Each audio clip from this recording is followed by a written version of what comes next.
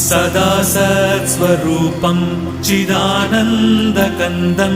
जगत्सम्भवस्थानसंहारहेतुं स्वभक्तेच्छया मानुषं दर्शयन्तम् नमामीश्वरं सद्गुरुं साईनाथं नमामीश्वरं सद्गुरुं साईनाथम् भवध्वान्तविध्वंसमार्ताण्डमीड्यं मनोवागतीतं